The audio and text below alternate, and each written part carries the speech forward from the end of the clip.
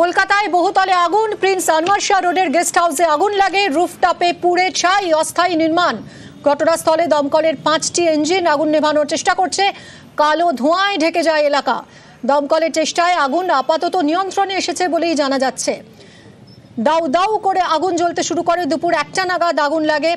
কলকাতার একটি বহুতলে প্রিন্স আনোয়ার শাহ রোডের একেবারে উপরে এই বহুতল, এবং সেই বহুতলে অগ্নিকাণ্ড।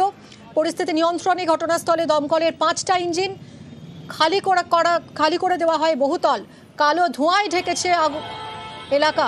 প্রীতি সাহা আমাদের প্রতিনিধি সরাসরি রয়েছেন ঘটনাস্থল থেকে। প্রীতি, আগুন কি এখন পুরোপুরি নিয়ন্ত্রণে এসেছে? অ্যারেস্ট করা সম্ভব হয়েছে?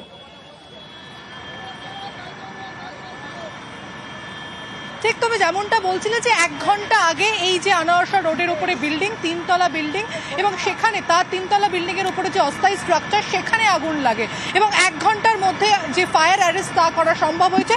দমকলের 4টি ইঞ্জিন এসছে। আমি আমার ভিডিও জার্নালিস্ট শঙ্করকে বলবো ছবিটা দেখানোর জন্য, যে একেবারে এই যে 3তলা বিল্ডিং রয়েছে তার উপরে যে অস্থায়ী স্ট্রাকচার ছিল সেই স্ট্রাকচারে কিন্তু মূলত আগুন লাগে। স্থানীয়রা বলছেন যে এই যে গেস্ট হাউস, সেই গেস্ট হাউসের কিচেন বা গোডাউন যেটাকে বলে চলে, সেই গোডাউন এবং কিচেন কিন্তু ছিল এই প্রায় অস্থায়ী বিল্ডিং যেটাকে বলা, অস্থায়ী যে স্ট্রাকচার বলা হচ্ছে 4তলায়, সেই 4তলায়। এবং আমরা জানি যে রুফটপ ক্যাপে বা রুফটপ আটকে যে কাজ তা কিন্তু বেশ কিছুদিন বন্ধ ছিল কলকাতা শহরে।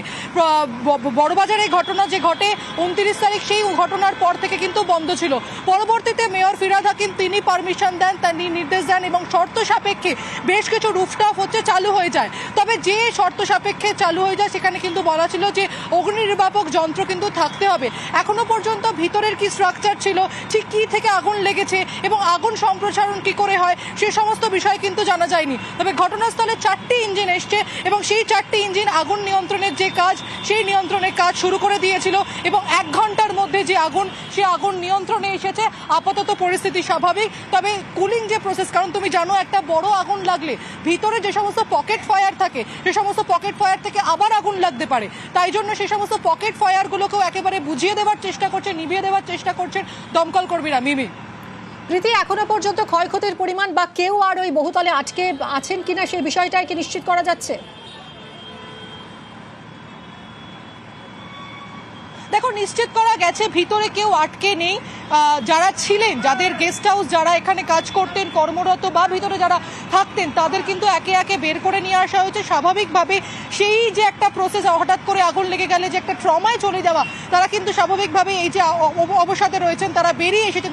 তারাই বললেন যে ভিতরে এই যে গেস্ট হাউস, সেই গেস্ট হাউসের যে কিচেন, সেই কিচেন ছিল, এবং স্বাভাবিকভাবেই কিচেন থাকলে আমরা জানি যে গ্যাস সিলিন্ডার থাকার চান্সেস থাকে, এবং যে সমস্ত জিনিসপত্র যা দিয়ে খাবার দাবার তৈরি হয়, বা বলা হচ্ছে যে একটা পোর্শন, এই যে কিচেনের একটা পোর্শন মজুত করা ছিল অনেক জিনিসপত্র, সেখান থেকে আগুনটা সম্প্রসারণ হয়েছে এমনটাই মনে করছেন। তবে ঠিক এক্স্যাক্টলি কোথা থেকে আগুন লেগেছে, গ্যাস সিলিন্ডার থেকে আগুন লেগেছে, না এর অন্য কোনো কারণ ছিল, এসি থেকে আগুন লেগেছে, না আর অন্য কোনো কারণ ছিল, সে সমস্ত কিন্তু এখনো পর্যন্ত জানা যায়নি। তবে কুলিং যে প্রসেস তা কিন্তু হচ্ছে, এবং ভিতরে যে আগুন ফায়ার পকেট রয়েছে কিনা, বা ছোট ছোট আগুনের যে শিখা ফুলকি তা ভিতরে রয়েছে কিনা, সেটাই কিন্তু এখন খতিয়ে দেখা হচ্ছে।